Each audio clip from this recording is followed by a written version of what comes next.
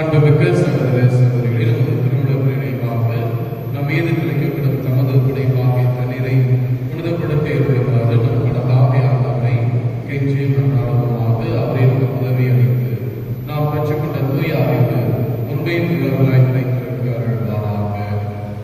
என்றென்றும் வாழ்க்கை எல்லாம் உள்ள இறைவா, வாழ்வில் மற்றும் தூய்மையை தொடக்கமான தண்ணீரின் வழியாக மக்கள் புனிதமடைந்து நிலைவாழ்வின் கொடையை பெற வேண்டும் என்று திருவுளமானே தண்ணீரை புனிதப்படுத்தியுள்ள உண்மை வேண்டுகின்றோம்.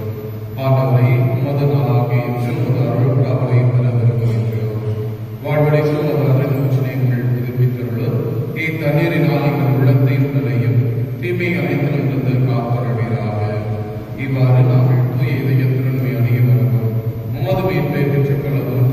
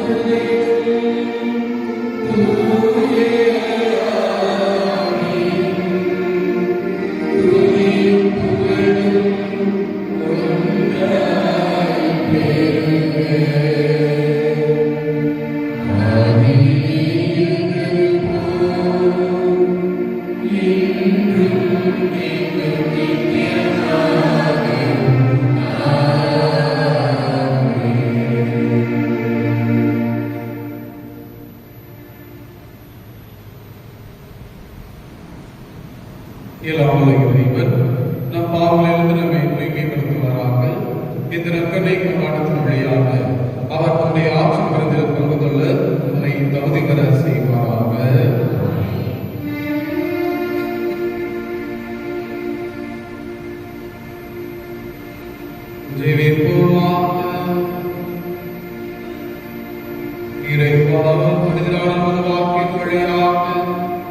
மனித குலத்தின் உறவை வியத்தகு முறையில் செயல்படுத்துகின்றேன். அதனால் ஆரம்பிக்க இறைவனால் உயிர் துடிப்புள்ள நம்பிக்கையால் வரவிருக்கும் திருவிழாவுக்கு கிறிஸ்து மக்கள் விரைந்திட ஆற்றல் பெற அருள் புரிவீராக. உமோடும் தூயாவியாரின் ஒன்றியத்தில் இறைவனாய் என்றென்றும் வாழ்ந்து ஆட்சி செய்தீர்களாகவும் உமது திருமகனாகிய இயேசு கிறிஸ்து வழியாக உம்மை மன்றாடுகின்றோம்.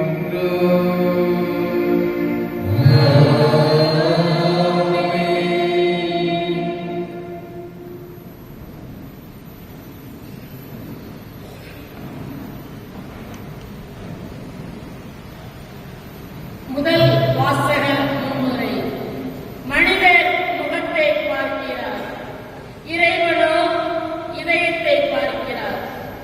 இன்றைய முதல் வாசகத்தில் இஸ்ரேலின் அரசராக தாவீதை இறைவாக்கினர் சாமுவேல் தேர்ந்தெடுக்கும் நிகழ்வை செவிமடுக்கிறோம். மனிதர்கள் வெளித்தோற்றத்தை பார்த்து தீர்ப்பு வழங்குகிறார்கள். ஆனால் இறைவன் இதயத்தை பார்க்கிறார் என்பதை இவ்வாசகம் நமக்கு தெளிவாக உணர்த்துகிறது. வெளி வேடங்களை தவிர்த்து தூய்மையான உள்ளத்தோடு இறைவனை தேட இவ்வாசகம் நமக்கு அழைப்பு விடுக்கிறது. கவனமுடன் கேட்போம்.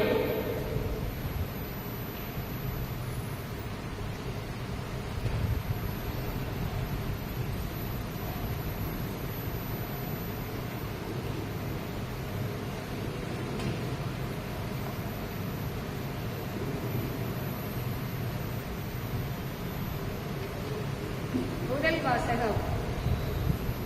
இஸ்ரேல் மீது அரசனாக தாவீது திருப்பொழிவு செய்யப்பட்டவர். சாமுவேல் முதல் நூலிலிருந்து வாசகம். அதிகாரம் 14, இறைவார்த்தைகள் 1, தொடர்ந்து 6 முதல் 7, தொடர்ந்து 10 முதல் 13 முடிய. சாமுவேல் முதல் நூலிலிருந்து வாசகம். அதிகாரம் 16, இறைவார்த்தைகள் 1, தொடர்ந்து 6 முதல் 7, தொடர்ந்து 10 முதல் 13 முடிய. அந்நாட்களில் ஆண்டவர் சாமுவேலை நோக்கி, உன்னிடமுள்ள கொம்பை எண்ணெயால் நிரப்பிக் கொண்டு போ. பெத்லெகேமை சார்ந்த ஈசாயிடம் உன்னை அனுப்புகிறேன். ஏனெனில் அவன் புதல்வருள் ஒருவனை அரசனாக தேர்ந்துள்ளேன் என்றார். ஈசாயின் புதல்வர்கள் வந்தபோது அவர் எலியாவை பார்த்தவுடனே, ஆண்டவரால் திருப்பொழிவு செய்யப்பட்டவர் இவனாகத்தான் இருக்கும் என்று எண்ணினார். ஆனால் ஆண்டவர் சாமுவேலிடம், அவர் தோற்றத்தையும் உயரத்தையும் பார்க்காதே, ஏனெனில் நான் அவனை புறக்கணித்து விட்டேன். மனிதர் பார்ப்பது போல நான் பார்ப்பதில்லை. மனிதர் முகத்தை பார்க்கின்றனர், ஆண்டவரோ மகத்தை பார்க்கின்றார் என்றார். இவ்வாறு ஈசாய் தம் 7 புதல்வரை சாமுவேல் முன்பாக கடந்து போகச் செய்தார். இவர்களையும் ஆண்டவர் தேர்ந்து கொள்ளவில்லை என்றார். சாமுவேல் தொடர்ந்து, சாமுவேல் ஈசாயை பார்த்து, உன் பிள்ளைகள் இத்தனை பேர்தானா என்று கேட்க, இன்னும் சிறுவன் இருக்கிறான், அவன் ஆடுகளை மேய்த்துக் கொண்டிருக்கிறான் என்று பதிலளித்தார் ஈசாய். அதற்கு சாமுவேல் அவரிடம், ஆள் அனுப்பி அவனை அழைத்து வா, ஏனெனில் அவன் வரும் வரை நான் உணவருந்த மாட்டேன் என்றார். ஈசாய் ஆள் அனுப்பி அவனை அழைத்து வந்தார். அவன் சிவந்த மேனியும் ஒளிரும் கண்களும் கொண்டு அழகிய தோற்றமுடன் இருந்தான். ஆண்டவர் சாமுவேலிடம், தேர்ந்து கொள்ளப்பட்டவன் இவனே, எழுந்து இவனை திருப்பொழிவு செய் என்றார். உடனே சாமுவேல் எண்ணெய் நிறைந்த கொம்பை எடுத்து அவன் சகோதரர் முன்னிலையில் அவன் அன்று முதல் ஆண்டவரின் ஆவி தாவீதின் மேல் நிறைவாக இருந்தது. ஆண்டவர் வழங்கும் அருள்வாக்கு.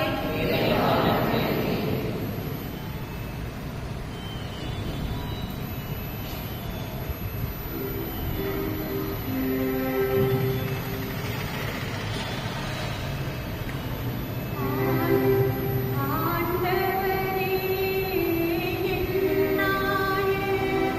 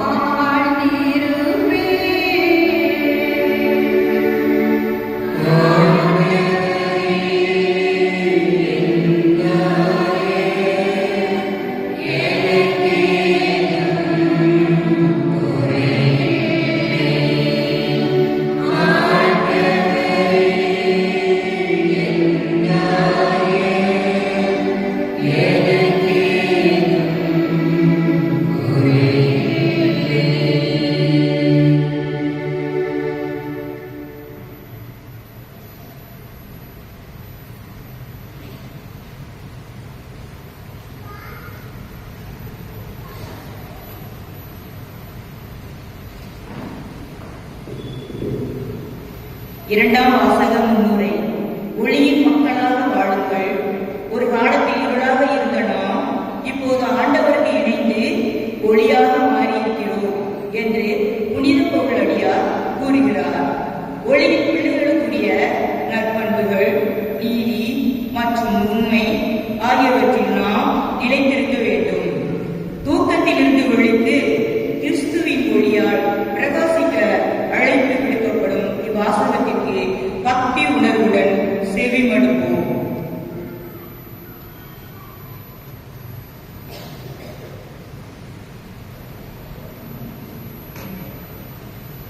இரண்டாம் வாசகம். இறந்தவனே உயிர் பெற்றது, கிறிஸ்து உன் மீது ஒளிர்ந்தெழுவார். திருத்தூதர் பவுல் எபேசியருக்கு எழுதிய திருமுகத்திலிருந்து வாசகம். அதிகாரம் 5, இறைவார்த்தைகள் 8 முதல் 14. சகோதர சகோதரிகளே, ஒரு காலத்தில் இருளாயிருந்த நீங்கள் இப்போது ஆண்டவரோடு இணைந்து ஒளியாய் இருக்கிறீர்கள். ஆகவே ஒளி பெற்ற மக்களாக வாழுங்கள். ஏனெனில் ஒளியே எல்லா நன்மையையும் தீமையையும் உண்மையையும் விளைவிக்கிறது. ஆண்டவருக்கு உகந்தது எது என்பதை ஆராய்ந்து பாருங்கள். பயனற்ற இருளின் செயல்களை செய்கிறவர்களோடு உங்களுக்கு உறவு வேண்டாம். அவை குற்றமென எடுத்து காட்டுங்கள். அவர்கள் மறைவில் செய்பவற்றை சொல்லக்கூட வெட்கமாக இருக்கிறது. அவர்கள் செய்வதையெல்லாம் குற்றமென ஒளியானது எடுத்து காட்டும் போது அவற்றின் உண்மை நிலை வெளியாகிறது. அவ்வாறு வெளிவாக்கப்படுவது எல்லாம் ஒளிமயமாகிறது. ஆதலால் தூங்குகிறவனே விழித்தெழு, இறந்தவனே உயிர் பெற்றது, கிறிஸ்து உன் மீது ஒளிர்ந்தெழுவார் என்று கூறப்பட்டுள்ளது. ஆண்டவர் வழங்கும் அருள்வாக்கு.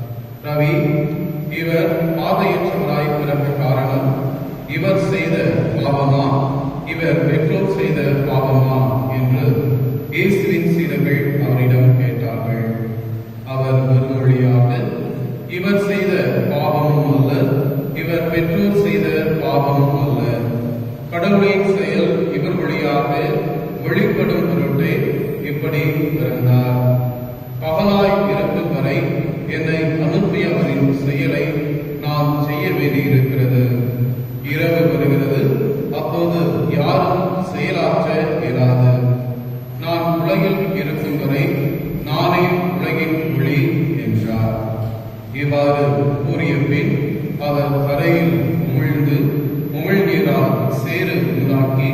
அச்சேற்றை பார்வையற்றவருடைய கண்களில் பூசி, நீர் சிலோவாம் குளத்துக்கு போய் கண்களை கழுவும் என்றார். சிலோவாம் என்பதற்கு அனுப்பப்பட்டவர் என்பது பொருள். அவரும் போய் கழுவி பார்வை பெற்று திரும்பி வந்தார்.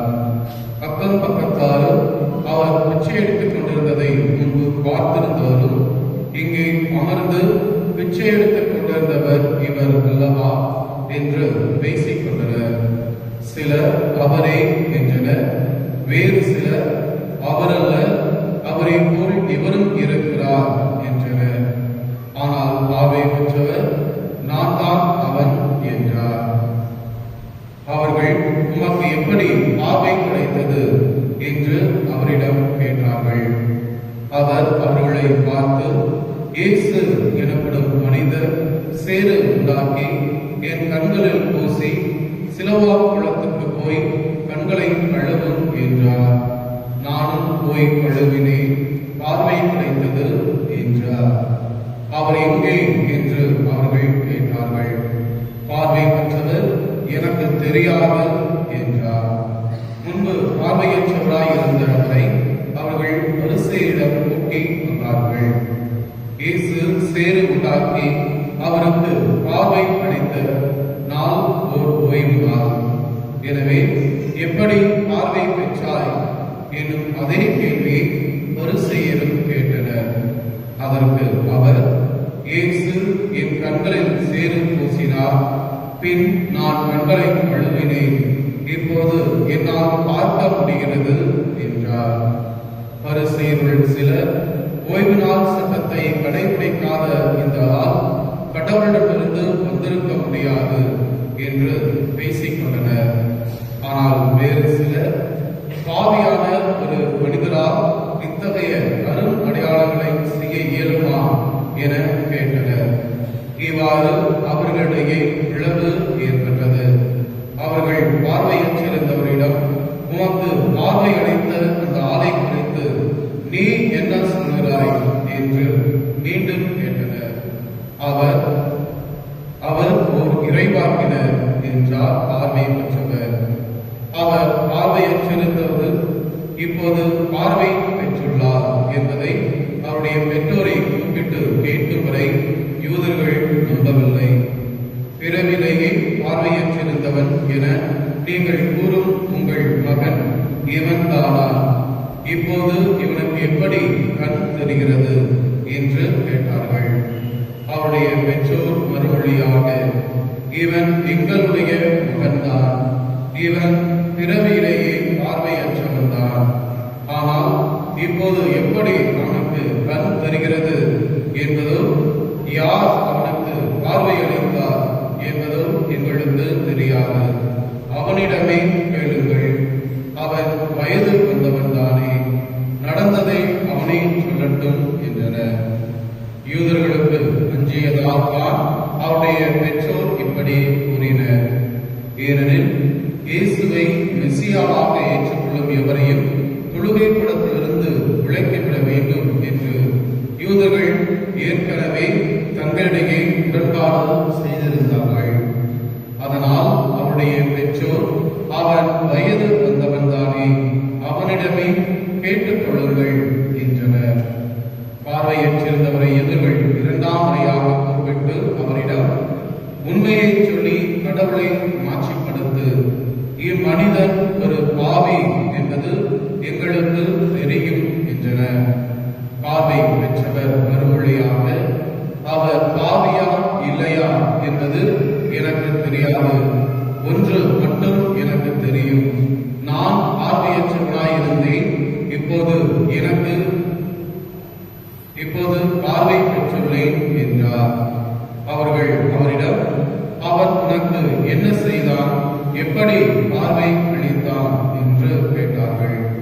அவர் மறுமொழியாக, ஏற்கனவே நான் உங்களிடம் சொன்னேன், இப்போது நீங்கள் கேட்கவில்லை, இப்போது மீண்டும் ஏன் கேட்கிறீர்கள்? ஒருவேளை நீங்களும் அவருடைய சீடர்கள் ஆக விரும்புகிறீர்களோ என்று கேட்டார். அவர்கள் அவரை பழித்து நீ அந்த ஆளுடைய சீடனாக இரு. நாங்கள் மோசேயின் சீடர்கள். மோசேயோடு கடவுள் பேசினார் என்பது எங்களுக்கு தெரியும். இவன் எங்கிருந்து வந்தான் என்பதை தெரியாது என்றார்கள். அதற்கு அவர், இது வியப்பாய் இல்லையா? எனக்கு பார்வை அளித்திருக்கிறார். அப்படி இருந்தும் அவர் எங்கிருந்து வந்தவர் என தெரியாது என்கிறீர்களே. பாவிகளுக்கு கடவுள் செவி சாய்ப்பதில்லை. இறைப்பற்று உடையவராய் கடவுளின் திருவிழப்படி நடப்பவருக்கே அவர் செவி சாய்க்கிறார் என்பது எனக்கு தெரியும். பிறவிலேயே பார்வையற்றிருந்த ஒருவர் பார்வை பெற்றதாக வரலாறே இல்லையே. இவர் கடவுளிடமிருந்து வராதவர் என்றால் இவரால் எதுவும் செய்திருக்க இயலாது என்றார்.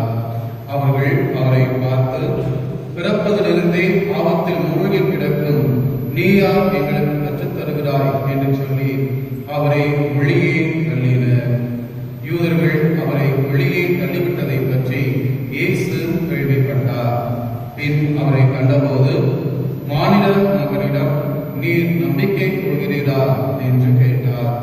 அவர் மறுமொழியாக, ஐயா, அவர் யார் சொல்லும், அப்போது நானும் அவரிடம் நம்பிக்கை கொள்வேன் என்றார். இயேசு அவரிடம், நீ அவரை பார்த்திருக்கிறீர், உம்மோடு பேசிக் கொண்டிருப்பவரே அவர் என்றார். அவர், ஆண்டவரே, நம்பிக்கை கொள்கிறேன் என்று கூறி அவரை வணங்கினார். அப்போது இயேசு, தீர்ப்பு அளிக்கவே நான் உலகிற்கு வந்தேன். பார்வையற்றோர் பார்வை பெறவும், பார்வை உடையோர் பார்வையற்றோராகவும் வந்தேன் என்றார். அவரோடு இருந்த பரிசேயர் இதை கேட்ட பொழுது, நாங்களும் பார்வையற்றோர் என்று கேட்டனர். இயேசு அவரிடம், நீங்கள் பார்வையற்றோராய் இருந்திருந்தால் உங்களிடம் பார்வை இராது. ஆனால் நீங்கள் எங்களுக்கு கண் தெரிகிறது என்கிறீர்கள். எனவே நீங்கள் பாவிகளாகவே இருக்கிறீர்கள் என்றார்.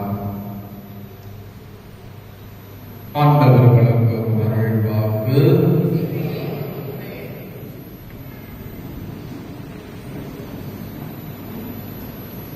இயேசுவில் பிரியமானவர்களே, நவகாலத்தினுடைய 4வது வாரத்தை இன்று நாம் சிறப்பு செய்து வருகின்றோம். நாம் எந்த நிலையில் அல்லது எப்படிப்பட்ட மனநிலையில் வாழ்ந்து கொண்டிருக்கின்றோம், எதை நாம் கண்கூடாக பார்க்கின்றோம், அந்த பார்ப்பதனுடைய தாக்கம் எவ்வாறு நமது வாழ்வில் இருக்கிறது என்பதை பற்றி சிந்திக்க இந்த நாள் நமக்கு அழைப்பு விடுக்கிறது. அன்புக்குரியவர்களே, கடவுள் உலகிலே ஒளியை படைக்கின்றார். முதலிலே ஒளியை படைத்த பிறகுதான் அவருடைய படைப்பு தொடங்குகிறது. காரணம் என்ன என்று சொன்னால், வெளிச்சம் இல்லை என்று சொன்னால் அதனால் எந்த பயனும் இல்லை. எனவே அவர் கடவுள் முதலிலே ஒளியை படைக்கின்றார். ஒளியை படைத்த பிறகு மற்ற படைப்புகள் அனைத்தையும் படைக்கின்றார். ஆக எல்லாவற்றுக்கும் முதலும் தொடக்கமாக இருக்கக்கூடியது எது என்று சொன்னால் ஒளியாக இருக்கிறது. இருள் இருக்கிறது என்று சொன்னால், இருட்டு இருக்கிறது என்று சொன்னால் நம்மால் எதையும் சுயமாக அல்லது சுதந்திரமாக எதையும் செய்ய முடியாது. இரவு வேளையிலே நாம் மின்விளக்குகள் இருக்கிறது, இருந்தாலும் நாம் எல்லா இடத்திற்கும் செல்ல வேண்டும் என்று சொன்னால் ஒளி தரக்கூடிய கருவிகளை நாம் கைகளிலே கொண்டு செல்ல வேண்டிய கட்டாயத்திற்கு ஆளாக இருக்கின்றோம். ஆக வெளிச்சம் என்பது மிக முக்கியமான ஒன்றாக இருக்கிறது. அன்புக்குரியவர்களே, கடவுள் படைத்த அந்த மனிதனிலே மிக முக்கியமானது என்ன என்று சொன்னால் கண்களாக இருக்கின்றது. ஒரு மனிதன் பாவம் செய்வது எதன் வழியாக மிக விரைவாக பாவம் செய்ய முடியும்? எந்த உறுப்பு வழியாக உடனடியாக பாவம் செய்ய முடியும்? கண்கள் தான். இன்னைக்கு நம்ம யாரையாவது பார்க்கணும் அப்படின்னா கண்ணுதான் தேவைப்படும். அதே இது கண்ணு இல்லை அப்படின்னா ஒரு விதமான மாயை தோற்றத்தை வைத்துதான் நாம் உருவகப்படுத்துவோம். உதாரணமாக கண் தெரியாதவருக்கு அந்த கதையை பற்றி நீங்கள் கேள்விப்பட்டிருப்பீர்கள். கதை கண் தெரியாத இருவர் தங்களிடையே இருந்த அந்த யானையை குறித்து அவர்கள் விவரிக்கிறார்கள். முதல் நபர் யானையினுடைய காலை பிடிக்கின்ற பொழுது அது மிகவும் வட்ட வடிவிலே உருளை வடிவிலே இருக்கிறது. அப்பொழுது அந்த மனிதர் சொல்கிறார், இந்த யானை என்பது உருளை வடிவிலே இருக்கிறது என்கிறார். மற்ற நபர் தன்னுடைய வாளை பிடித்துக் கொண்டு வெள்ளியதாக அதே வேளை குச்சி போன்று நீளமாக இருக்கிறது என்கிறாங்க. இது அவர்களுடைய மாயை தோற்றத்தை தான் அங்கு சுட்டிக்காட்டும். ஆக கண் என்பது மிக மிக முக்கியமானது. இன்னைக்கு முதல் வாசகத்துல நம்ம வாசிக்க கேட்டோம், தாவீது அரசனுடைய தேர்ந்தெடுப்பு. அவருடைய தந்தை ஈசாய் என்ன நினைக்கிறார்? அவருடைய கண்கள் அவருக்கு ஒரு மாய தோற்றத்தை கொடுத்திருக்கிறது. எவ்வாறு என்று சொன்னால், ஒரு அரசன் என்று சொன்னால் உயர்ந்தவராக இருக்க வேண்டும், உடல் வெளிமையோடு இருக்க வேண்டும், நகைகள் எல்லாம் அணிந்திருக்க வேண்டும், சண்டை நிற்கும் பொழுது வீரம் இருந்தவராக இருக்க வேண்டும். இவர் அரசரை பற்றிய ஒரு உருவகத்தை அவர் கொண்டிருக்கின்றார். இந்த உருவகம் எங்கிருந்து வந்தது என்று சொன்னால், அவர்களுடைய கண்களால் மற்ற அரசர்களை பார்க்கின்றார். ஆக அரசர் என்று சொன்னால் அவர் இப்படிப்பட்டவராகத்தான் இருக்க வேண்டும் என்ற எண்ணம் அவருடைய உள்ளத்திலே இருக்கிறது.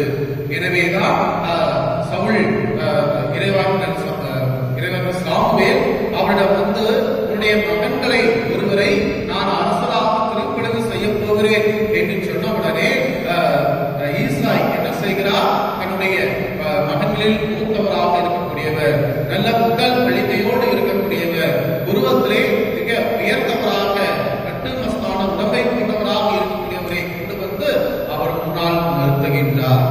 ஆக கடவுள் சொல்கிறார், இவர் அல்ல. அந்த ஈசாயினுடைய மனத்தோற்றத்திலே இவர்தான் அரசராக இருக்க வேண்டும் என்ற ஒரு மாய தோற்றம் கண்கள் வழியாக அவர் பெற்றுக்கொண்ட அந்த மாய தோற்றத்தின் விளைவாக அங்கு அவரை கொண்டு வந்து முன்னிறுத்துகிறார். ஆனால் கடவுள் அவரை தேர்ந்து கொள்ளவில்லை. இவ்வாறாக மற்ற பிள்ளைகள் ஒவ்வொருவராக கடந்து போகச் செய்கிறார். யாரையும் கடவுள் தேர்ந்து கொள்ளவில்லை. இறுதியாக சாமுவேல் இறைவாக்கினர் அந்த ஈசாயிடம் கேட்கிறார், இன்னும் உனக்கு பிள்ளைகள் இருக்கிறதா என்று கேட்கின்ற பொழுது ஈசா என்ன பதில் சொல்றார்? ஈசா என்ன பதில் சொல்றாரு? ஒரு சிறுவன் இருக்கின்றான், அவன் என்ன செஞ்சுட்டு இருக்கிறான்? ஆடு வைத்துக் கொண்டிருக்கின்றான். ஈசாயினுடைய உள்ளத்திலே, ஈசாயினுடைய அந்த மாய தோற்றத்திலே என்ன இருக்கிறது என்று சொன்னால், அவன் ஒரு சிறுவனை காட்டிலும் ஆடு மேய்க்கக்கூடியவனாக இருக்கின்றான். எனவே அவனுக்கு உடல் வலிமை இல்லை, மனதளவிலே அரசராக இருக்கக்கூடிய தகுதி இல்லை, அறிவு என்பது இல்லை. ஒரு ஆடு மேய்ப்பவர்களுக்கு அது தேவையில்லை என்ற எண்ணம் அவருக்கு இருந்தது. அப்படிப்பட்ட ஒரு கீழ்நிலையில் இருக்கக்கூடியவரை எப்படி கடவுள் அரசராக தேர்ந்து கொள்வார்? இதுதான் ஈசாயினுடைய மாயத்தோற்றம், அரசனுடைய மாயத்தோற்றமாக இருந்தது. அப்ப சாமுவேல் என்ன சொல்றாரு? அவனை வர சொல்லு சொன்ன உடனே அவர் வருகின்ற பொழுது சாமுவேல் கண்களுக்கு அவர் எப்படி தோன்றினார் என்ன சொல்லுது? அவர் சிவந்த மேனியும் ஒளிரும் கண்களும் கொண்டு அழகிய தோட்டத்துடன் காணப்பட்டார். 2 நபர்கள் அவருடைய அந்த தாவீதுடைய சொந்த தந்தை அங்கு இருக்கிறார். அதே வேளையிலே இந்த குடும்பத்திற்கு சம்பந்தமில்லாத ஒரு மனிதர் சாமுவேல் இறைவாக்கினர் இருக்கின்றார். அந்த 2 பேருடைய பார்வையில் எவ்வளவு வித்தியாசம் இருக்கிறது என்பதை நீங்கள் அறிந்து கொள்ளுங்கள். ஒருவர் அவர் சிறுவனாக ஆடு மேய்ப்பவனாக இருக்கிறார் என்று சொல்லி, இவர் அரசராக தகுதி இருக்கிறதா இல்லை என்று சொல்லி அவரை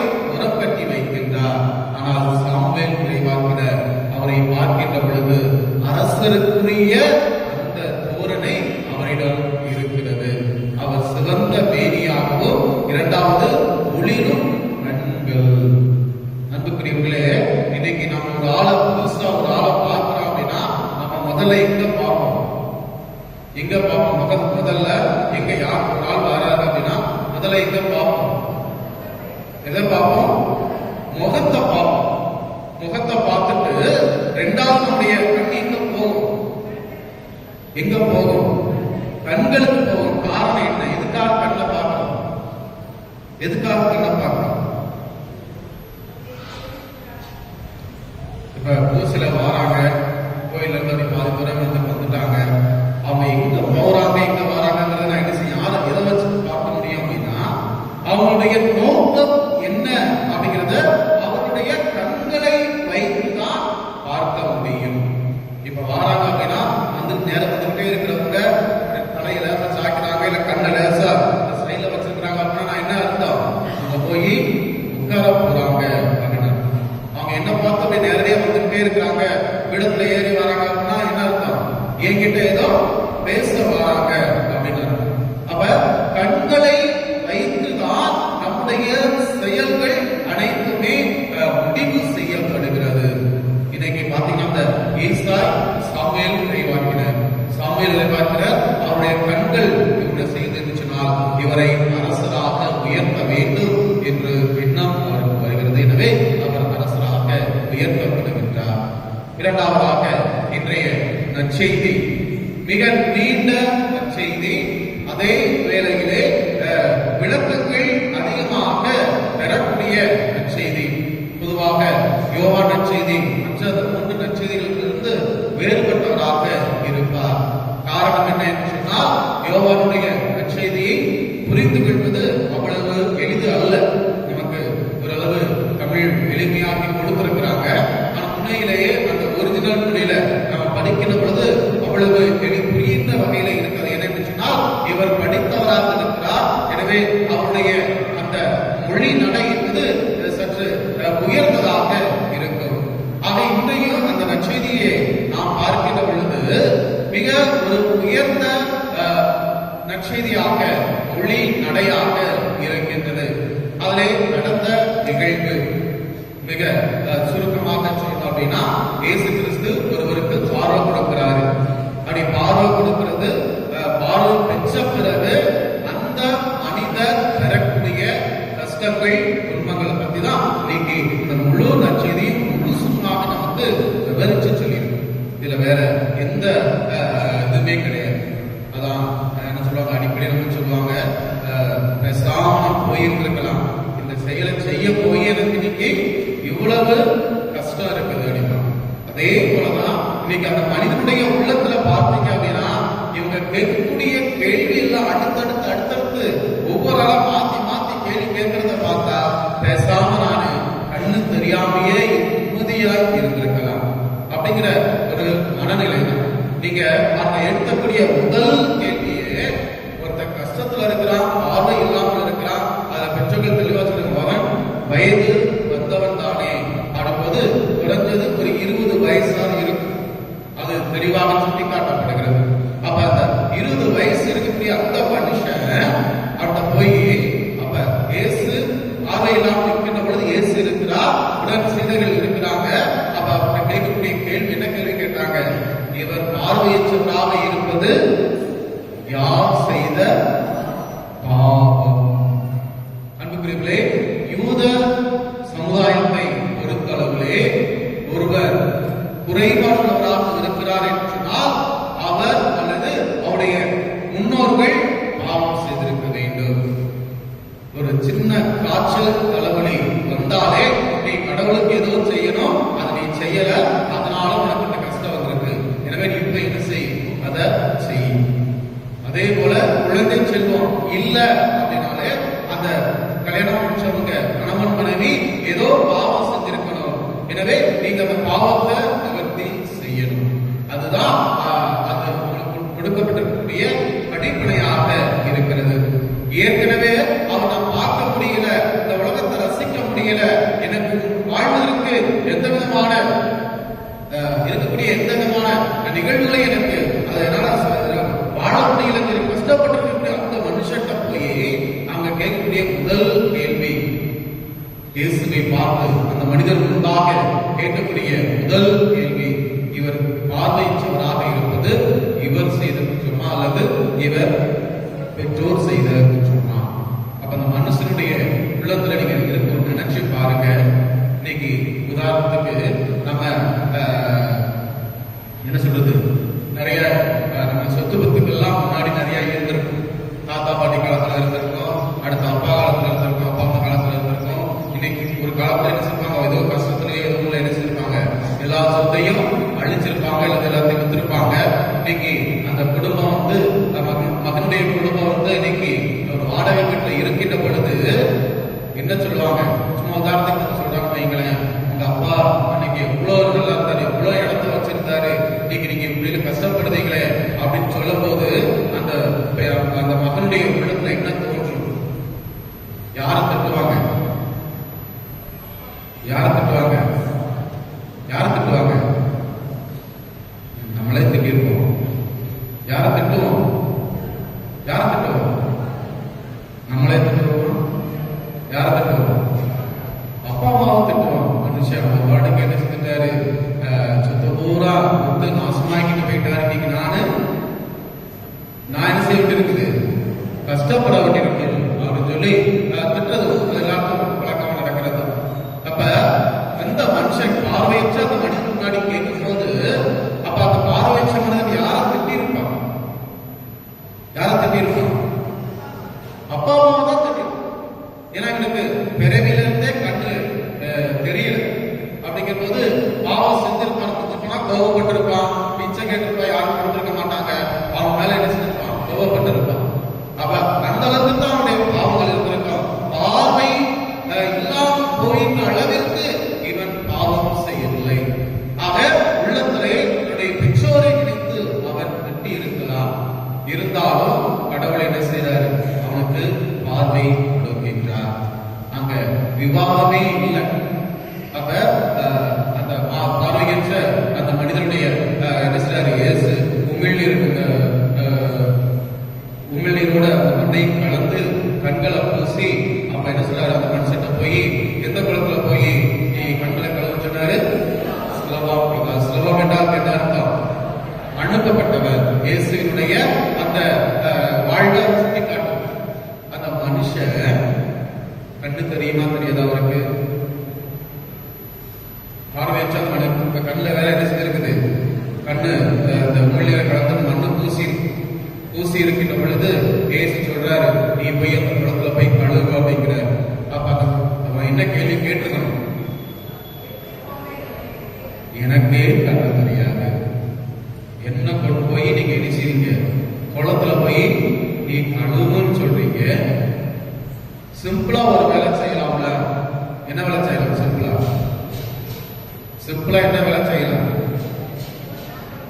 என்ன செய்யலாம்? இயேசு நீங்க புதுமை செய்யக்கூடியவர் தானே, நடக்க முடியாதவன் நடக்க வச்சிருக்கீங்கல்ல, கை சுயனுக்கு கையை நீட்டு சொல்லி அவனுக்கு நீங்க சுகத்தை கொடுத்துருக்கீங்கல்ல, அதே மாதிரி எனக்கும் இந்த இடத்திலேயே உங்க கைய வச்சு, என் கண்கள்ல உங்க கைய வச்சு எனக்கு பார்வை கொடுக்க கூடாதா? கேட்டுக்கலாமா கேட்கக்கூடாதா? கேட்டுக்கலாமா கேட்கக்கூடாதா? கேட்கலாம். அந்த மனுஷனுக்கு கேட்கக்கூடிய உரிமை இருக்கு, கேட்டிருக்கலாம். ஆனா அவன் என்ன செஞ்சான் அப்படின்னா, கடவுள் சொன்னார் அப்படிங்கிற ஒரே ஒரு காரணத்துக்காக அங்க போய் கண்களை கழுவுனா பார்வை பெற்றுக் கொண்டான். அன்புக்குரியவர்களே, அந்த பார்வை பெற்றதற்கு பிறகு அவன் அனுபவித்த துன்பங்கள் என்ன என்பதுதான் இன்னைக்கு நம்ம நிறைய வாசிச்சோம்.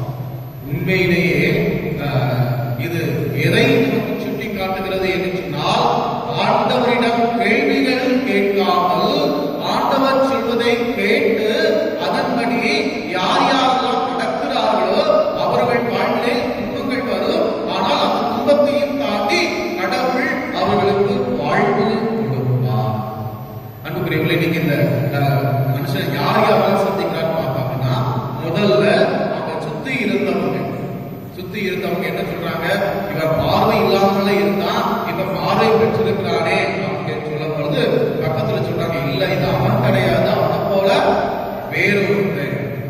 அப்படின்னு சொன்ன உடனே அந்த சுற்றி தமிழ் போய் டக்குன்னு போய் கேட்கிறாங்க, எப்போ உனக்கு நீ கண்ணு தெரியாது, எப்படி உனக்கு பார்வை கிடைச்சிச்சு? பார்வை கிடைச்சிச்சுன்னா அவன் நடந்து பூரா விலைக்கு சொல்றான். முடிஞ்சிச்சு. ரெண்டாவது யாரு போய் அவனை கேள்வி கேட்கிறா? யாரு போய் கேட்கிறா? பரிசேயர். காரணம் என்ன? இன்னைக்கு ஓய்வு நாள், எந்த வேலையும் செய்யக்கூடாது. அப்படி இருக்கின்ற பொழுது உனக்கு பார்வை கொடுக்கிறது, இது ஒரு செயலாக இருக்கிறது. இந்த செயலை உன்னை செய்ய வைத்தது யார்? இரண்டாவது. மூன்றாவது, பரிசேயர்கள் கூட்டி யார்கிட்ட போறாங்க? அந்த கத்திரியாத பார்வை பெற்றோர் கூட்டி யார்கிட்ட போறாங்க? அவருடைய பெற்றோர்கிட்ட போறாங்க. பார்வை இல்லாத அந்த குழந்தை பார்வை பெற்றிருக்கிறான் என்று சொன்னால் அதிகமா சந்தோஷப்பட வேண்டியது யாரு? அவருடைய பெற்றோர்கள். ஆனா அவங்க என்ன செய்யறாங்க? என்ன கேள்வி கேட்கிறாங்க? பரிசேயர்கள் இவனுக்கு எப்படி கண்ணு வந்துச்சு செஞ்சு கேட்டா அவங்க என்ன சொல்றாங்க? அவன் வயது வந்தவங்களானே நீங்க என்ன செய்யுங்க, அவங்கிட்டே கேட்டுக்கோங்க, அவன்கிட்டே கேட்டுக்கோங்க. இது இன்னொரு இடத்துல ஒரு நடக்குது தெரியுமா? இதையோடு இது தொடர்புபடுத்தியதாக இருக்கிறது என்று சொன்னால், பிலாத்துவிடம் இயேசு கொண்டு செல்கின்ற பொழுது, கைது செய்து கொண்டு சென்ற பொழுது பிலாத்து என்ன சொன்னான்? மக்கள் பூரா சிலுவையில் அறியும் சொல்கின்ற பொழுது அவங்க சொன்ன வார்த்தை என்ன வார்த்தை?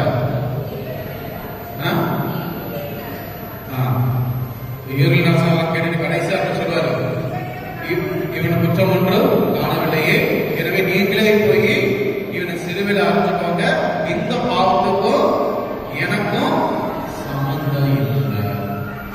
சம்பந்தம் இல்லை சொல்லிட்டு அவன் என்ன செஞ்சான்?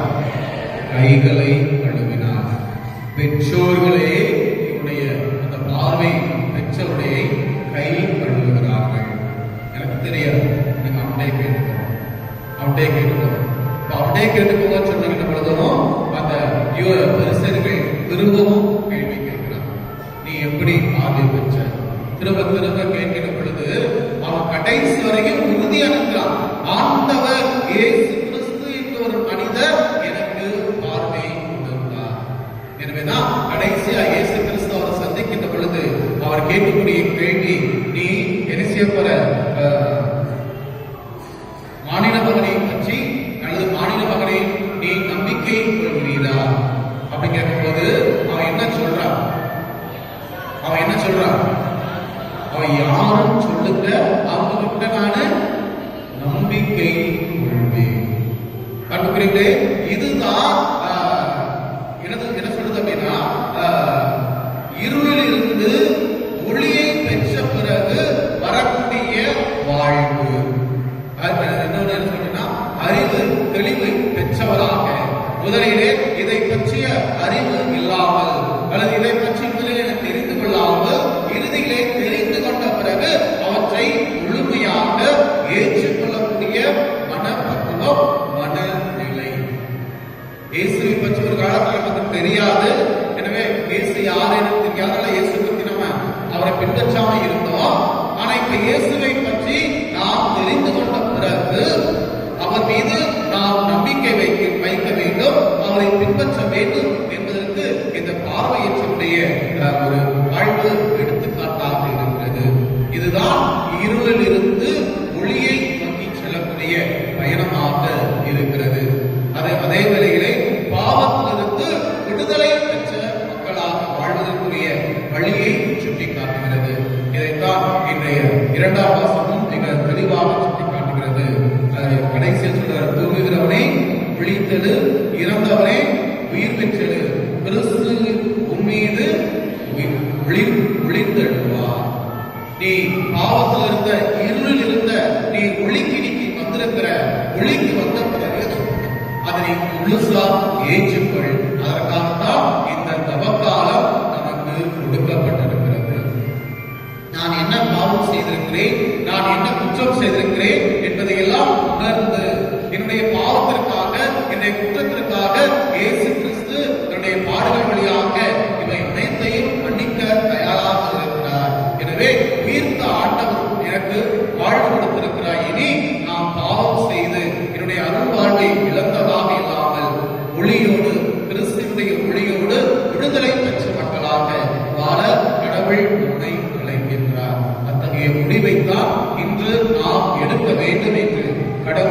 நம்மிடமிருந்து எதிர்பார்க்கிறார். அன்புக்குரியவர்களே, சிந்தித்து பார்ப்போம். செய்த தவறையே திரும்ப திரும்ப செய்யாமல், செய்த பாவத்தையே திரும்ப திரும்ப செய்யாமல் நாம் விடுதலை பெற்ற மக்கள், பாவத்திலிருந்து நாம் விலகி இருக்கக்கூடிய மக்கள், இருளில் இருந்து நாம் ஒளிக்கு வந்திருக்கக்கூடிய மக்கள் என்பதை நம்முடைய வாழ்வால் காட்ட, நாம் ஒளியின் மக்களாக வாழ உயிர் தாண்டவர் வருகின்ற அந்த மகிழ்ச்சியை நமது வாழ்விலே பெற்றுக்கொள்ள முயற்சிப்போம். இறைவனுடைய அருளை நிறைவாக பெற இந்த திருப்பலியிலே கொண்டாடுவோம். ஆமென். எழுந்து நம்முடைய நம்பிக்கை அறிக்கையை அறிக்கையிடுவோம். ஒரே கடவுளை நம்புகின்றேன்.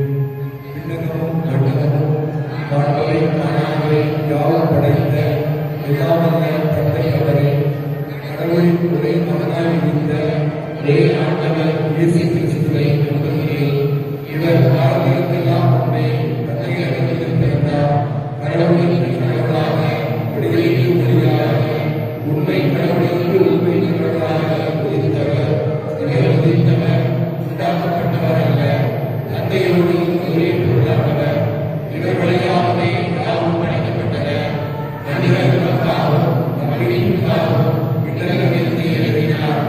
தூய ஆவியார் அடிமறியாளர்கள் முதலெடுத்து மனிதரானார்.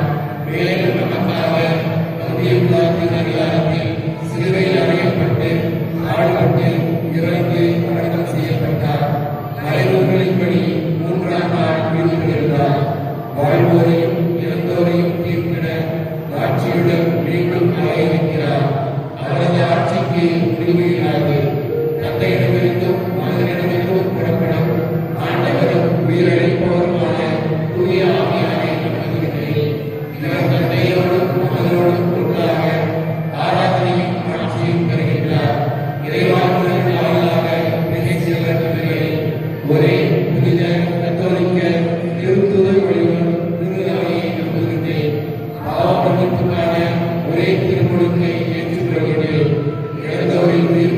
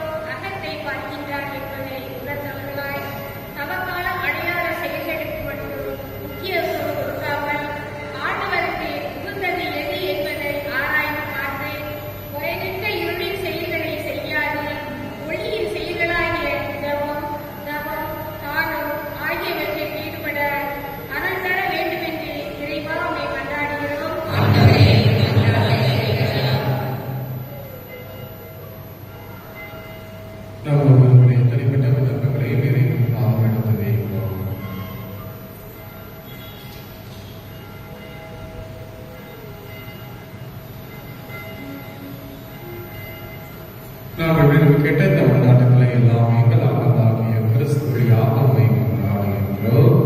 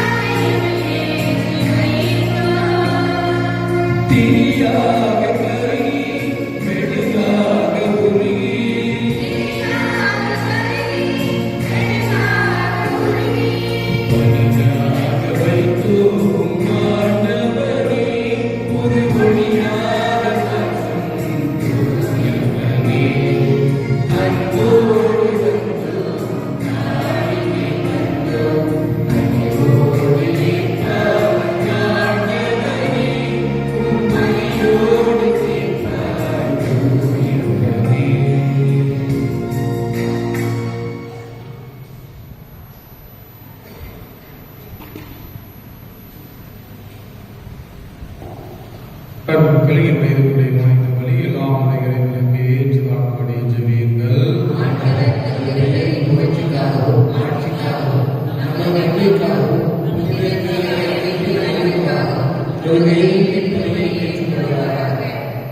ஆண்டவரை பணிவுடன் வேண்டி நிலையான உதவி அளிக்கும் காணிக்கைகளை பேரின்பத்திற்கு கொடுக்கின்றோம். அதனால் நாங்கள் இவற்றை உண்மையிலே உற்சவம் உலகின் மீட்புக்காக மக்கள் உகந்தவாறு கொடுக்கவும் செய்வீராக. எங்கள் ஆண்டவராகிய கிறிஸ்து வழியாக உம்மை மன்றாடுகின்றோம்.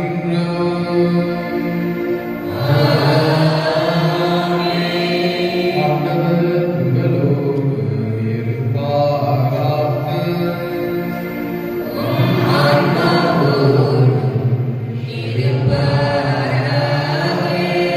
இதயங்களை மேலே எழுப்புங்கள்.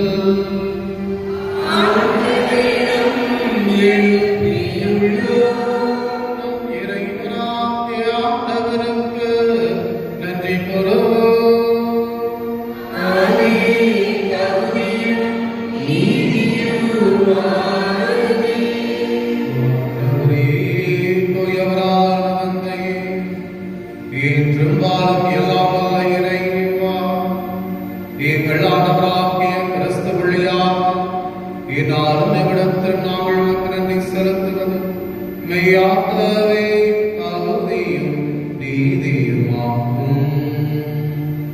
எங்கள் கடமையும் மீட்புக்குரிய செயலுமாகும். கிறிஸ்து தாம் மனிதரானதால் மறை நிகழ்வு வழியாக இருளில் நடக்கும் மனித குலத்தை நம்பிக்கையின் ஒளிக்கு கொண்டு வந்தார். பழைய பாவனைக்கு உட்பட்டவர்களாக பிறந்தவர்களை புது பிறப்பின் கழுவுதலால் உரிமை மக்களாக ஏற்றுக்கொண்டார். ஆகவே விண்ணகத்திலும் மன்னகத்திலும் உள்ள அனைத்தும் உம்மை ஆராதித்து வணங்கி புதியதொரு பண்பாடுகின்றன. வானதிரணிகள் அனைத்தோடு நாங்களும் சேர்ந்து முடிவின்றி பறை சாற்றி பாடுவதாவது.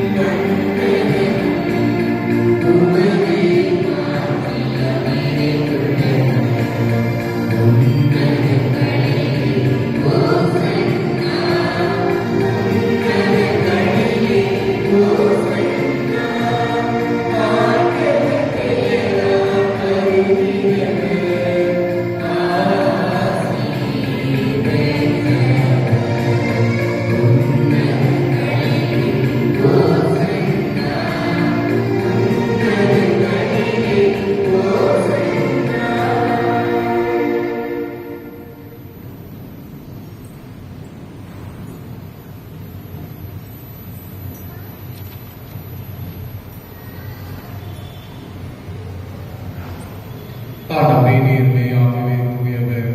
உம்முடைய படைப்புகள் எல்லாம் உம்மை புகழ்வது அதுவே. ஏனெனில் திருமகனாகிய எங்கள் இயேசு கிறிஸ்து வழியாக தூய ஆவியாரின் செயலாற்றலால் அனைத்தையும் உய்வித்து தூய்மைப்படுத்துகின்றேன். கதிரவன் தோன்றி மறையும் வரை உமது பெயருக்கு தூய காணிக்கை ஒப்புக்கொடுக்குமாறு உமக்கன மக்களை இடையராது கொண்டு சேர்த்து வருகிறேன். எனவே ஆண்டவரே, உமக்கு அர்ப்பணிக்க நாங்கள் கொண்டுவரை காணிக்கை வரை ஆவியார்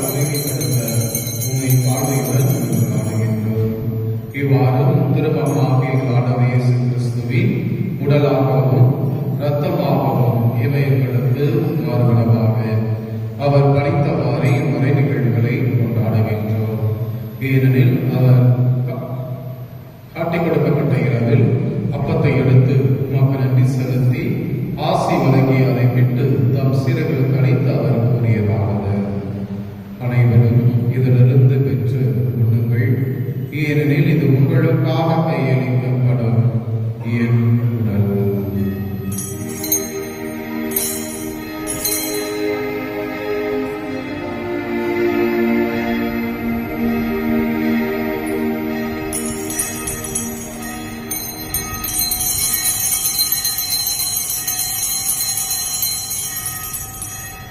அவனுமே இரவு விருந்தை அருந்திய பின் கிணத்தை எடுத்து மீண்டும் உமக்கு நன்றி கூறி தம் சீடர்கள் அழைத்து அவர் கூறியதாவது, அனைவரும் இதிலிருந்து பெற்று பருகுங்கள், ஏனெனில் இது புதிய நிலையான உடன்படிக்கைக்குரிய என் இரத்தத்தின் கிண்ணம். இது பாவ மன்னிப்புக்கென்று உங்களுக்காகவும் பலருக்காகவும் சிந்தப்படும். இதை என் நினைவாக செய்யுங்கள்.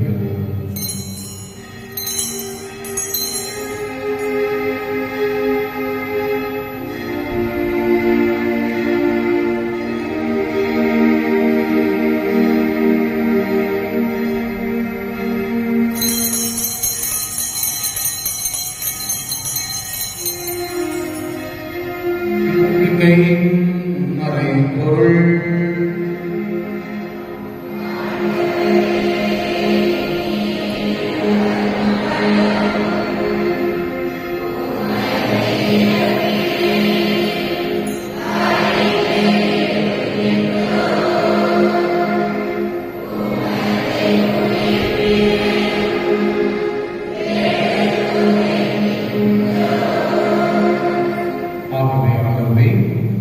உமது திருமகனை மீட்பளிக்கும் பாடுகளையும் விவேகக்குரிய உயர்வையும் முன்னேற்றத்தையும் நாங்கள் நினைவு கூறுகிறோம். இவர் மீண்டும் வருவாரை புனிதமான உயிரிழவரையை நன்றி செலுத்தி ஒப்பு கொடுக்கின்றோம். உமது திரு அவையின் காணிக்கையை கண்ணோக்கியர்களை கொண்டாடுகிறோம். இவ்வழங்கினால் உலகணிய திருக்குளமானி இவ்வாறு உடைய திருமகனின் திருக்குறள் திருரத்தத்தால் கூட்டப்பெறும் நாங்கள் அவருடைய தூய் ஆவியால் நிரம்ப பெற்று கிறிஸ்துவுக்குள் ஒரே உடலும் ஒரே உள்ளமும் உடையவராக விளங்கச் செய்வதாக. இவரை எங்களை நோக்கி என்றும் காணிக்கையாக்குவாராக. இவ்வாறு உங்கள் தெரிந்து கொள்ளப்பட்டவர்களோடு முதலாக புனிதமிக்க கண்ணியும் கடவுளின் தாயுமான மரியா, அவருடைய கணவரான புனித யோசேப்பு, புனித திருத்தூதர்கள், மாட்சிமிகு உரை சாட்சியர் மற்ற புனிதர்கள் அனைவரோடு நாங்கள் உரிமை பெற்றுக்கு தகுதி உயராதமாக இவர்களின் வேண்டுதலால் நாங்கள் என்றும் உமது உதவியை பெறுவோம் என உறுதியோடு இருக்கின்றோம். ஆண்டவரே, எங்களை உமோடு ஒப்புதலாக பலி உலகிற்கெல்லாம் அமைதியை மீண்டும் தர வேண்டும் என்று நாடுகிறோம். இவ்வுலகில் பயணம் செய்யும் உமது திரு அவையை சிறப்பாக உடையராக எங்கள் திருத்தந்தையிலேயும் பரிபாலகர் மூச்சராஜன், இணை ஆயர்கள், திருநிலையினர், உமக்கு சொந்தமான மக்கள் ஆகிய அனைவரையும் நம்பிக்கையிலும் அன்பிலும் உறுதி பெற செய்வீராக. நீர் விரும்பியபடி உமது திருமணர்கின்ற குடும்பத்தின் வேண்டுதல்களுக்கு கனிவுடன் செவி சாய்த்திருளும். கனிவுள்ளதையில் எங்கும் சிதறிண்டிருக்கின்ற பிள்ளைகளை கனிவுடன் உமோடு சேர்த்துக் கொள்ளும். இறந்த முனைகள் சகோதரர் சகோதரிகளையும் உமக்கு உகந்தவர்களாய் வாழ்ந்து உலகை விட்டுச் சென்ற அனைவரையும் உமது ஆட்சியில் கனிவுடன் ஏற்றுள்ளோம். நாங்களும் அங்கு வந்து சேர்ந்து அவர்களோடு உமது ஆட்சியால் என்று மனநிறைவு அடைவோம் என எங்கள் ஆண்டவராகிய கிறிஸ்து வழியாக எதிர்நோக்கி இருக்கிறோம். இவர் வழியாகவே நீர் உலகிற்கு எல்லா நன்மைகளையும் விளங்குகின்றேன்.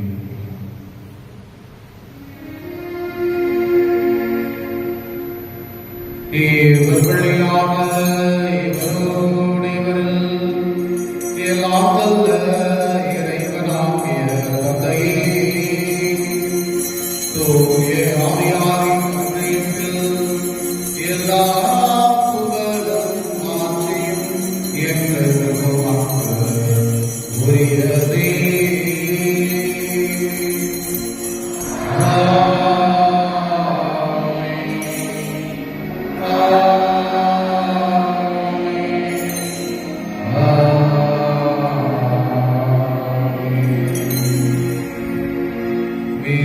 கட்டளையால் கற்பிக்கப்பட்டு இறைவனின் துணையால் பேச்சு பெற்ற நாம் புரிந்து பாடுவோம்.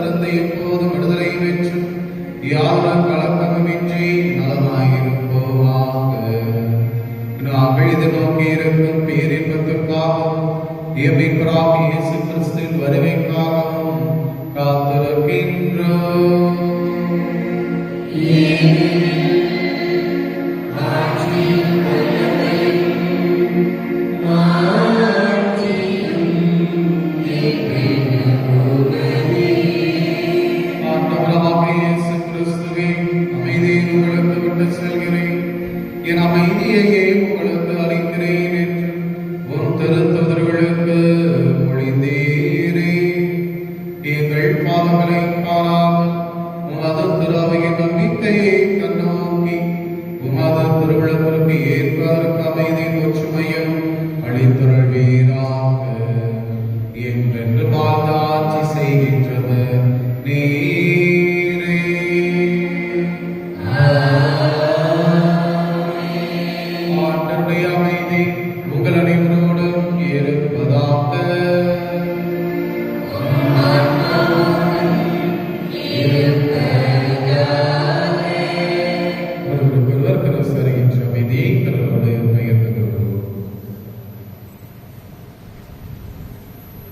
உலகின் பாவங்களை போக்கும் இறைவனின் சபையே எங்கள் மேல் இரக்கமாயிரும். உலகின் பாவங்களை போக்கும் இறைவனின் சபையே எங்கள் மேல் இரக்கமாயிரும். உலகின் பாவங்களை போக்கும் இறைவனின் சபையே எங்களுக்கு அமைதி அருளும்.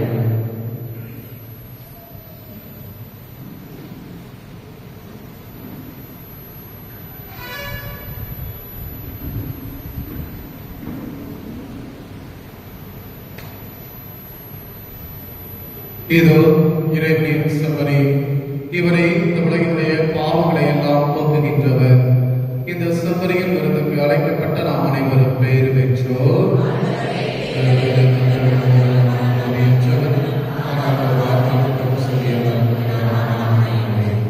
கிறிஸ்துவின் திருவுடல் திருத்தந்தை காத்து நித்தியமாக அளிப்பதாக.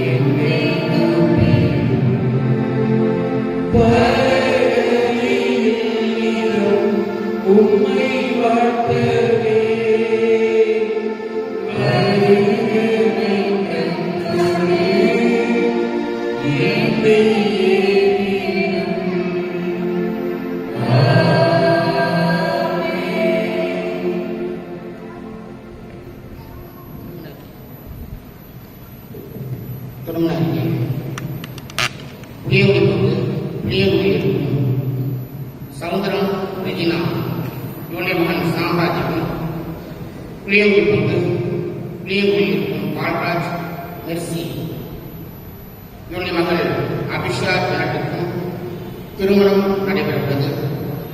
இது முதலாவது முறையாகும்.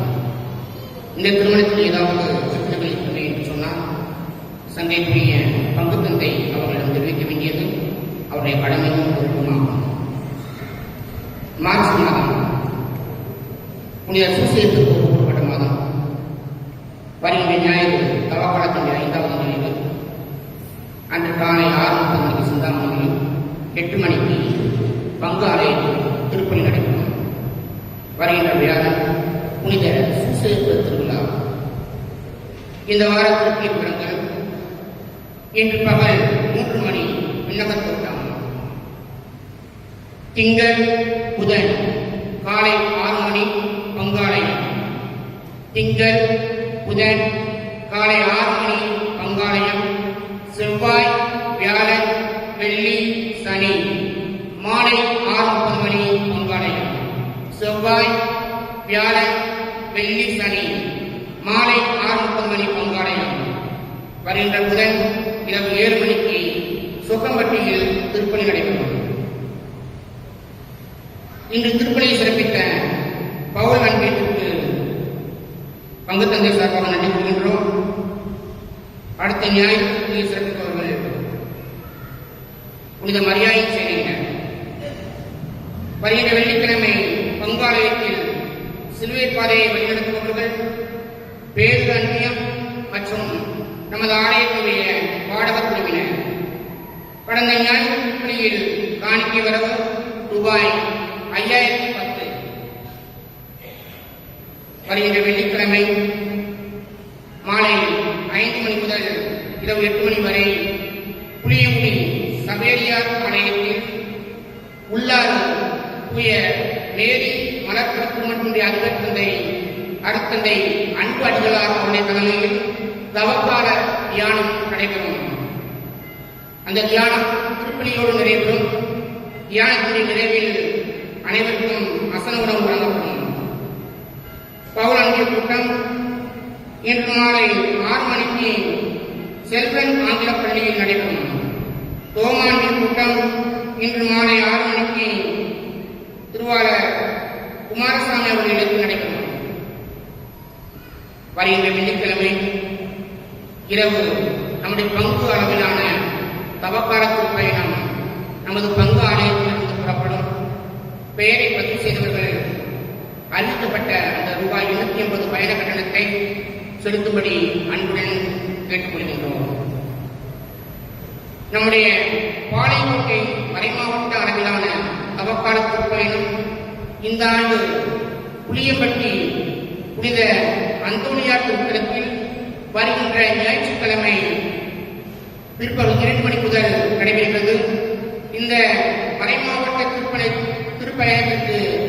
வர விரும்புகிறவர்கள் தங்களுடைய பெயரை பதிவு செய்யும்படி அன்புடன் கேட்டுக்கொள்கின்றோம். இதற்கான பயண கட்டணம் அந்த பயணத்திற்கு வரக்கூடிய எண்ணிக்கையை பொறுத்து கட்டணம் பின்னர் அறிவிக்கப்படும். வருகின்ற வியாழக்கிழமை புனித வின்சென்ட் பவுல் சபையினர் நாங்குநேரில் செயல்பட்டு வரக்கூடிய ஆதரவற்றோர் இல்லத்தை சந்திக்க செல்கின்றனர். இதுவரை ஏராளமான பேர் உதவி செய்துள்ளீர்கள், நன்றிகள். இன்னும் அரிசி மற்றும் துணிமணிகள் தேவைப்படுகிறது.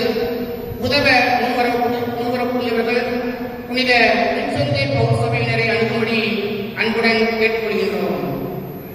வருகின்ற வெள்ளிக்கிழமை பங்காலயத்தில் காலை 10 மணி முதல் பகல் 1 மணி வரை நற்கருணை ஆராதனை மற்றும் நற்கருணை ஆசிரியர் நடைபெறும். இன்று திருப்பலி சிறப்பித்த பவுல் அன்பேற்றின் மூலமாக வந்த காணிக்கை வரவு ரூபாய் 1900.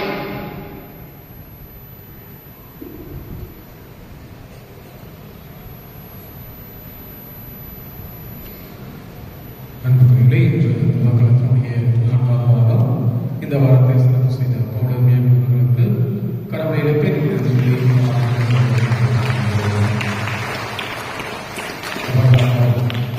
நிகழ்வுகள் நெருங்கி வந்து கொண்டிருக்கிறது. அதனுடைய ஒரு நிகழ்வாக வருகின்ற வெள்ளிக்கிழமை இரவு புளியம்பட்டி மற்றும் தூத்துக்குடி மறை மாவட்டத்தில் இருக்கக்கூடிய திருத்தலங்களுக்கு நாம் செல்ல இருக்கின்றோம். பெயரை பதிவு செய்தவர்கள் இரவு 1 மணிக்கு நம்முடைய ஆலயத்தில் வந்து கொடுமாறு உங்களை அன்போடு கேட்டுக்கொள்கின்றேன். இன்னும் வர இருப்பவர்கள் உடனடியாக அவருடைய பெயர்களை பதிவு செய்துள்ள உங்களை அன்போடு கேட்டுக்கொள்கின்றேன். கடந்த வாரம் ஞாயிற்றுக்கிழமை தியானம் நடைபெற்றது. மக்கள் கலந்து கொண்டீர்கள், நிகழ்ச்சி. தியானம் முடிந்த பிறகு பங்குத்தரவை கூட்டமானது நடைபெற்றது. அந்த பங்குத்தரவையிலே இந்த ஆண்டு ஈஸ்டருக்கான வரியாக ரூபாய் 500 நிர்ணயம் செய்யப்பட்டிருக்கிறது. எனவே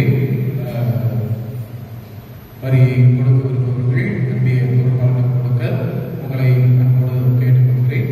அன்புக்குரியவர்களே, மீண்டும் அறிவிக்கிறேன். அன்பிய பொறுப்பாளர்கள் உங்களை தேடி வர மாட்டார்கள், நீங்கள் தான் அவர்களை தேடி செல்ல வேண்டும்.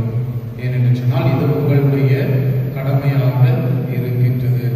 ஒரு இபி பில் கட்டணும் அப்படின்னா எங்க போறோம்? நேரடியாக எங்க போறோம்? இபி ஹவுஸுக்கு தான் போறோம். தீர்வை கட்டணும்னா எங்க போறோம்? நேர பஞ்சாயத்து ஹவுஸுக்கு தான் போறோம். அப்ப அதெல்லாம் நேரடியாக போறவங்க நம்ம ஆலயத்துடைய வரி மட்டும் என்னை தேடி வந்தால் தான் வருவேன் என்பது நல்லது அல்ல, கடவுளுக்குரிய காரியம். எனவே கோயிலுக்கு கொண்டு வாங்க, வர நேரம் கையில் கொடுத்துட்டு போயிருங்க, அடுத்த பில் தோட்டம் கொடுத்துருவாங்க. எனவே வீணாக அலைச்சல் வேண்டாம். அதை போன்று வரி பாக்கியும் யாரும் தயவு செய்து வைக்க வேண்டாம். நிறைய வரிகள் பணம் வசூலிக்கப்பட்டு அது தீர்வு காணப்பட்டுக் கொண்டிருக்கிறது. இன்னும் வரி செலுத்தாமல் பல வருடங்கள் வரி செலுத்தாமல் இருக்கக்கூடியவர்கள் இதை கவனத்தில் எடுத்துக்கொண்டு விரைவாக வரி செலுத்தி பங்கினுடைய ஒரு உறுப்பினராக மாறுவதற்கு முயற்சி செய்யுங்கள். எனவே இந்த ஆண்டிற்கான ஈஸ்டரியாக ரூபாய் 500 நிர்ணயம் செய்யப்பட்டிருக்கிறது.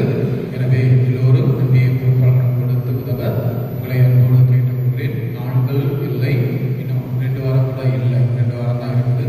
அடுத்து 29ஆம் தேதி நமக்கு குருத்துநாயர் வந்துடும். அடுத்து 3 4 5 புனித வியாழன், புனித வெள்ளி உயிர்ப்பு திருவிழா என்று வந்துவிடும். எனவே தயவு கூர்ந்து வரியை காலப்படுத்தாமல் மிக விரைவாக கொடுத்துவிட உங்களை அன்போடு கேட்டுக்கொள்கின்றேன். அன்புக்குரியவர்களே, நம்முடைய மறை மாவட்டத்திலே நடைபெற்ற நடன போட்டியிலே நம்முடைய பங்கை சார்ந்தவர்கள் கலந்து கொண்டிருக்கிறார்கள். அவர்களுக்கான பரிசும் சான்றிதழும் கொடுக்கப்பட இருக்கிறது. எனவே இந்த சான்றிதழை வழங்க சுப்ரிய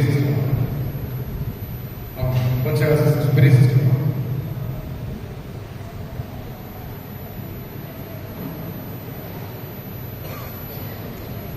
முதலாவது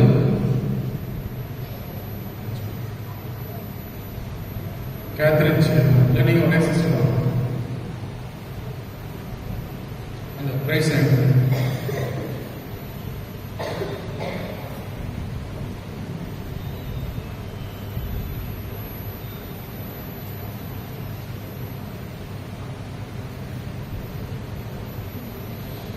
ஷியாம்லா தேவி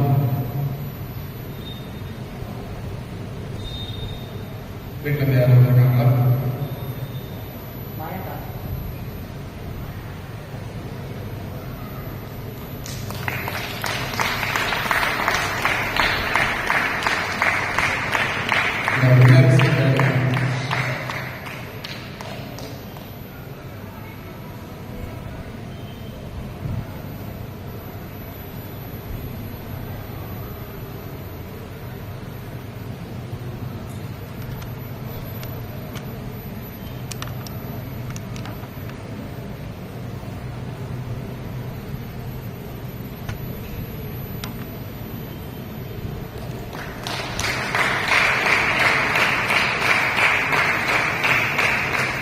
Maria James.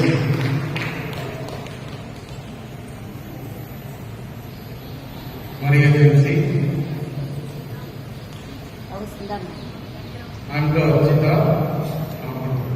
Angga Cita. Maria Benita.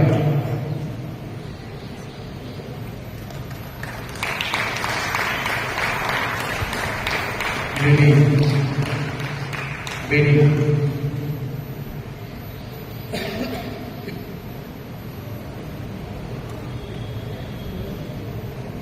Jadi kita ada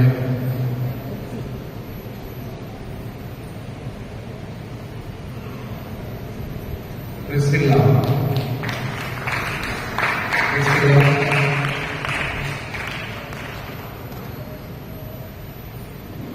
Kalayas,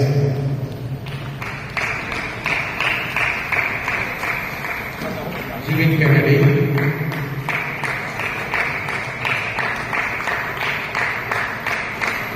Maria Lulu.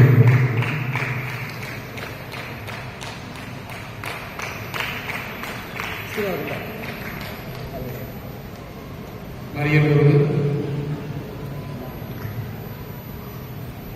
Maria Lulu வீட்டில் யாரும் சொந்தக்காரங்க யாராவது உங்க எந்த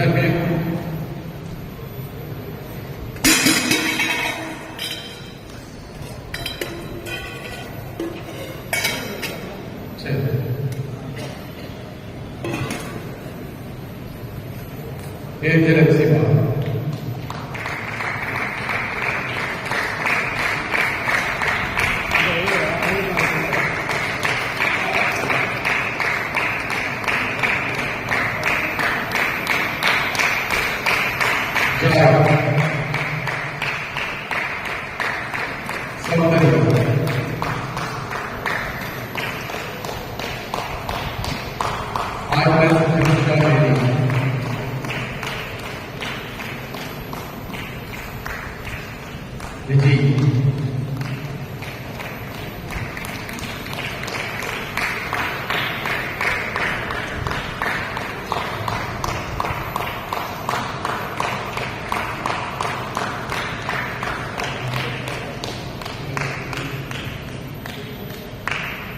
நம்முடைய நடைபெற்றாளர்களை நடைபெற்ற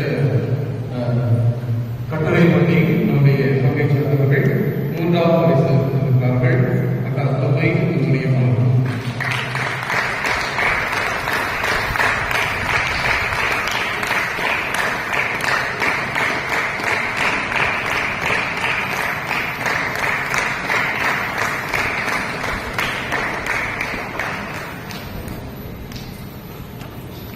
இறைவனுக்கு நன்றி செலுத்துவோம்.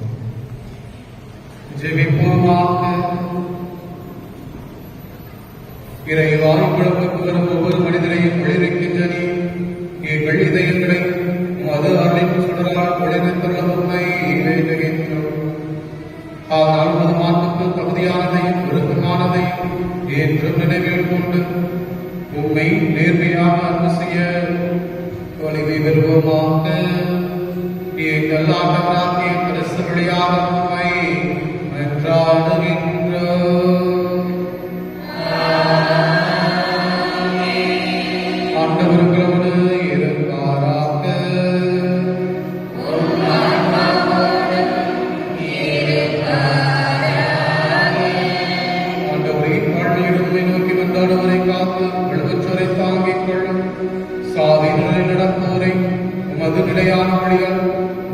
பெறச் செய்திருக்கும் தீமை அனைத்திடமிருந்து உமது இரக்கத்தால் அவர்களை விடுவித்து நிறைவான நன்மைக்கு அவர்கள் வந்து சேர அருள் புரிவீராக. எங்கள் ஆண்டவராகிய கிறிஸ்து வழியாக உம்மை மன்றாடுகின்றோம். எல்லாம் வல்ல இறைவன் தந்தை